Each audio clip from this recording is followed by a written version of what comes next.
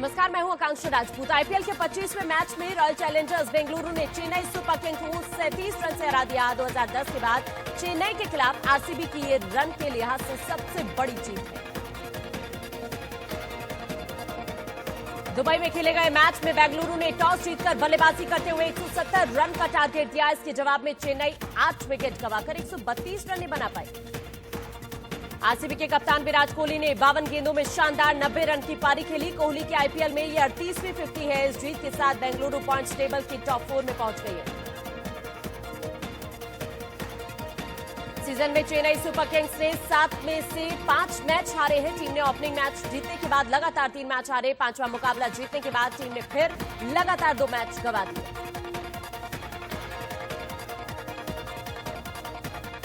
लक्ष्य का पीछा करने उतरी चेन्नई सुपर किंग्स की शुरुआत बेहद खराब रही थी। टीम ने 25 रन पर ही 2 विकेट गंवा दिए।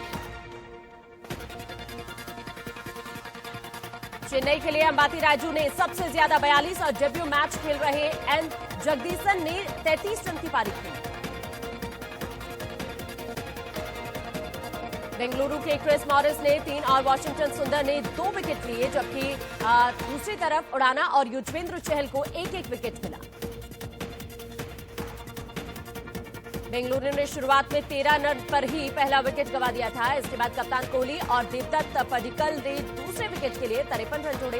कोहली ने 52 बॉल पर नाबाद 90 और पडिक्कल ने 34 बॉल पर 33 रन की पारी खेली। आईपीएल के दूसरे मैच में कोलकाता नाइट राइडर्स ने किंग्स 11 पंजाब को 2 रन से हरा दिया। अबुधाबी में कोलकाता ने टॉस जीतकर बल्लेबाजी करते हुए 165 रन का टारगेट दिया। जवाब में पंजाब 5 विकेट पर 162 रन ही बना सकी। आईपीएल के सीजन 13 में आज 2 मुकाबले हैं। पहला मुकाबला हैदराबाद और राजस्थान के बीच है। ये मैच दोपहर 3:30 बजे शुरू होगा। वहीं शाम 7:30 बजे मुंबई और दिल्ली के बीच टक्कर होगी। एलएसी को लेकर अमेरिकी विदेश मंत्री माइक पॉम्पियो ने भारत को एक बड़े खतरे से आगाह किया है। पॉम्पियो ने चीन को आड़े हाथ लेते हुए कहा कि उसने भारत की उत्तरी सीमा पर 60,000 सैनिक तैनात किए हैं। चीन के खिलाफ भारत ने भी तैयारी पूरी कर ली है। लेह में आईएएफ बेस के पास भारत ने चिनूक हेलीकॉप्टर लेकर जंगी जहाज तैनात किए हैं। चीन से तनातनी के बीच पूर्वी लद्दाख में इंडियन एयरफोर्स की नाइट ऑपरेशन जारी है। भारतीय वायुसेना के चिनूक हेलीकॉप्टर रात में भी गश्त कर रहे हैं। भारतीय वायुसेना का रीड कहे जाने वाले अपाची हेलीकॉप्टर भी लद्दाख में दिन रात उड़ान भर रहे हैं। इंडियन एयरफोर्स रात में भी पुख्ता तैयारी कर चुकी है। लद्दाख एयरबेस से MI-17 भी आसमान में दहाड़ता हुआ दिखा। नाइट ऑपरेशन के लिए MI-17 हेलीकॉप्टर लेटेस्ट तकनीक से लैस। चीन के 2-2 हाथ के लिए ड्रोव हेलीकॉप्टर भी तैयार है। वायुसेना इसका इस्तेमाल नाइट ऑपरेशन के अलावा एम्बुलेंस के रूप में भी करती है। चीन के खिलाफ इंडिया एयरफोर्स तैयार है। लद्दाख के अग्रिम मोर्चे पर रसद के लिए MI-26 ट्रांसपोर्ट हेलीकॉप्टर का इस्तेमाल किया जा रहा है। लेह में भारतीय वायुसेना के फाइटर विमान उड़ान भर रहे हैं, तो वहीं ट्रांसपोर्ट विमान C-17 ग्लोब मास्टर के हलचल बढ़ने से चीन की मुश्किलें और बढ़ गई हैं। आईएएफ का jumbo transport aircraft IL-76 Leh के एयरबेस पर उतरा। यह विमान किसी भी मौसम में उड़ान भर सकता है। चीन को चौंकाने के लिए काफी है।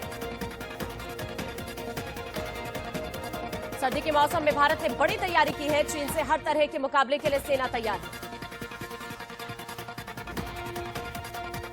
भारत के खिलाफ ड्रैगन की नई साजिश का खुलासा हुआ। चीन पाकिस्तान के साथ मिलकर जम्मू कश्मीर में आतंक फैलाने की साजिश रच रहा है। आईबी सूत्रों के मुताबिक चीन ने आईएसआई पर दबाव बनाया है कि ठंड से पहले आतंकी और हथियार भेजे।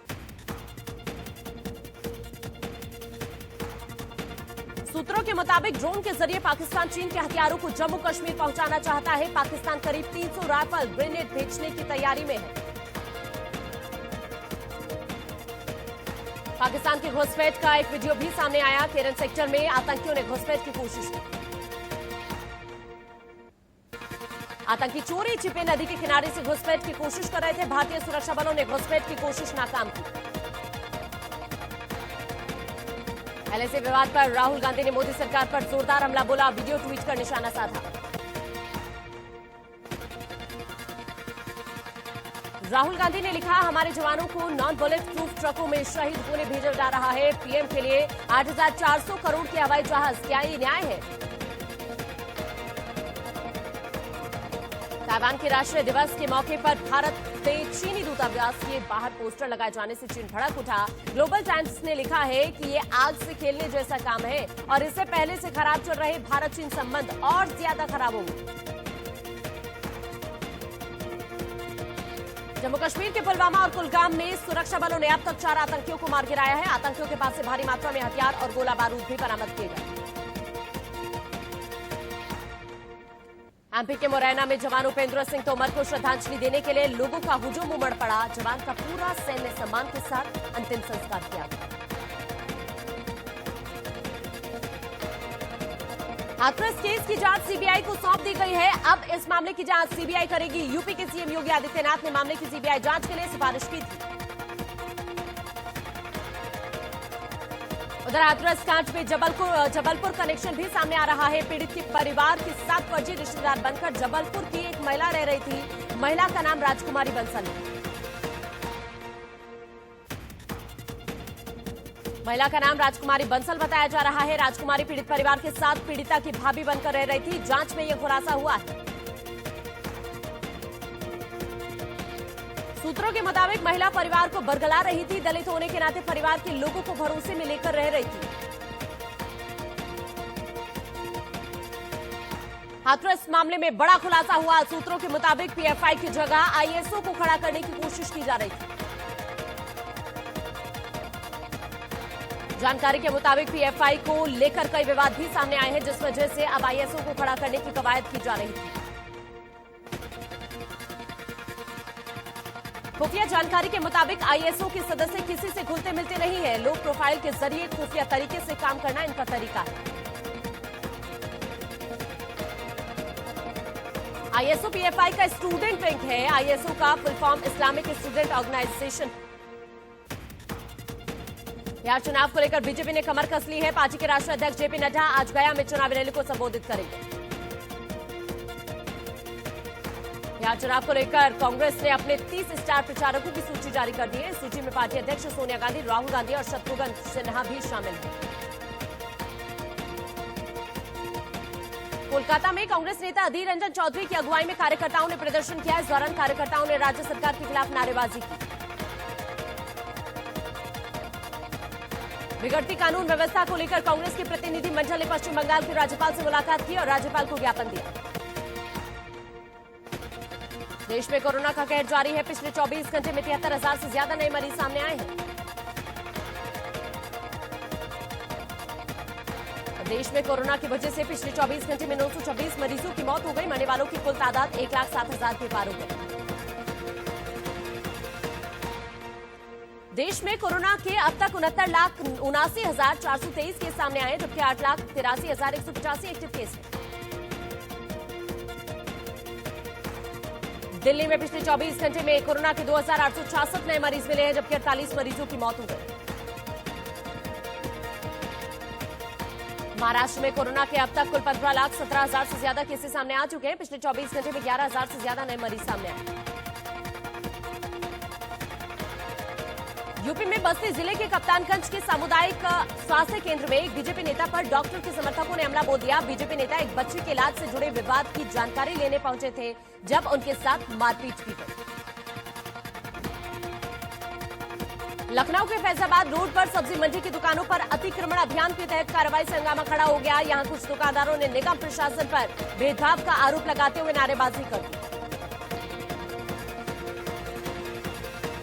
दिल्ली में दिल दहला देने वाली वारदात सामने आई है। आदर्श नगर में एडीयू के छात्र राहुल को पीट कर मार डाला गया।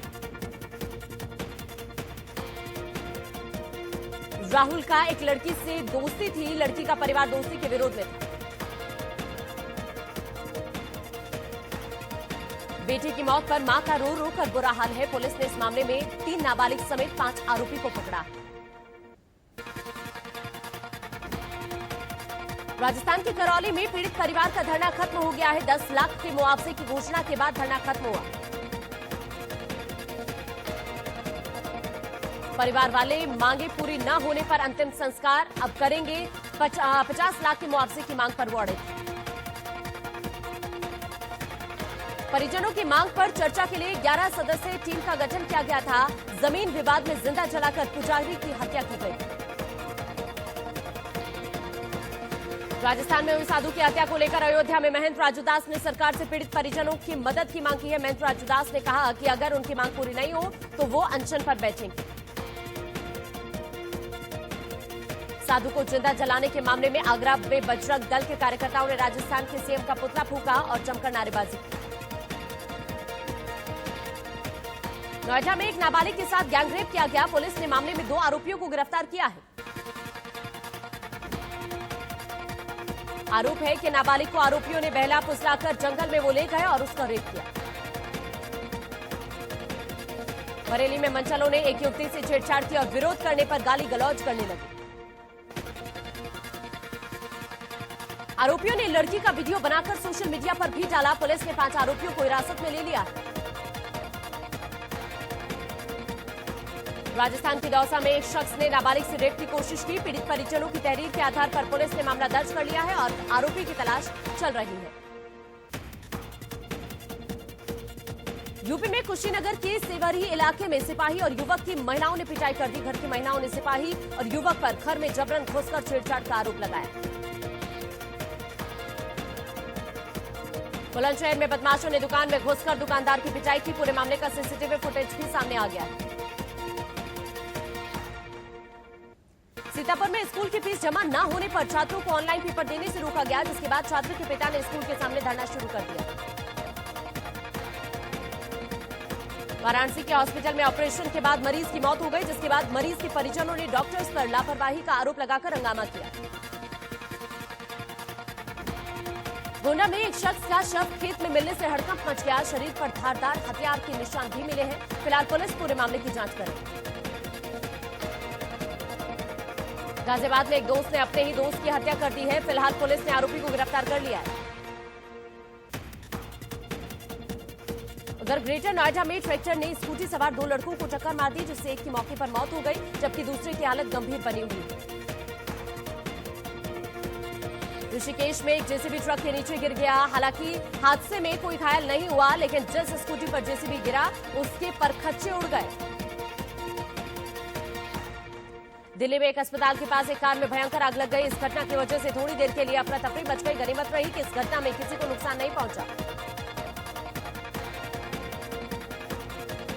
जम्मू कश्मीर के डोडा में आग लग गई। जंगल में लगी आग तेजी से फैलने लगी और आसमान में दूर दूर तक धुआं दिखने लगा। तमिलनाडु के मदुरई में 5 घंटे की बारिश के बाद सड़क पर नदी के जैसा नजारा पैदा हो गया। यहां के पश्चिमी अपनी मूलावीथी में कमर तक पानी भर गया, जिससे लोगों को भारी परेशानी हुई। हैदराबाद में कैंसर को लेकर जागरूकता बढ़ाने के लिए स्वास्थ्य मंत्री ने एक अभियान शुरू किया है। इस मौके पर जहां एक दौड़ का आयोजन करवाया गया, वहीं एक मोबाइल कैंसर स्क्रीनिंग बस को भी हरी झंडी दिखाई गई। सीतापुर में तेंदुए ने एक गाय के बच्चे को अपना शिकार बना लिया, जिससे इलाके में हड़कंप मचा हुआ है। वन विभाग को सूचना देने के बाद अभी तक तेंदुए को नहीं पकड़ा गया।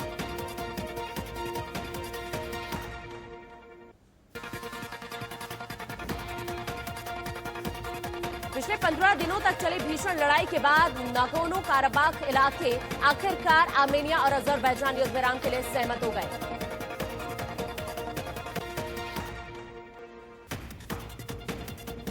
अमेरिका में कोरोना से संक्रमितों का आंकड़ा 79,26,000 के पार चला गया है, जबकि मरने वालों की संख्या 2,19,000 से ज्यादा है। कोरोना से ब्राजील में अब तक करीब 1,50,000 से ज्यादा लोगों की मौत हो चुकी है, जबकि 50,73,000 से ज्यादा संक्रमित हैं। रूस में अब तक संक्रमितों की संख्या 12,85,000 के पार चली गई है, जबकि मरने वालों का आंकड़ा 22,000 के पार है। मेक्सिको में कोरोना से अब तक 83,000 से ज्यादा लोगों की मौत हो चुकी है, जबकि 8 लाख से ज्यादा लोग संक्रमित हैं। फिल्म यमला पगला दीवाना के सॉन्ग राफ्ता राफ्ता का न्यू वर्जन सोशल मीडिया पर खूब हिट हो रहा है।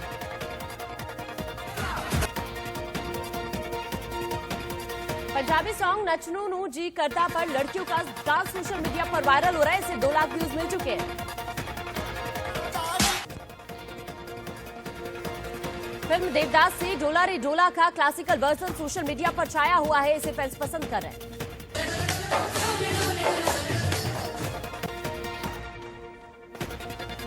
रेट्रो सॉन्ग ये जवानी है दीवानी पर ग्रुप डांस सोशल मीडिया पर पॉपुलर हो रहा है। नया अंदाज लोगों को पसंद आ रहा है।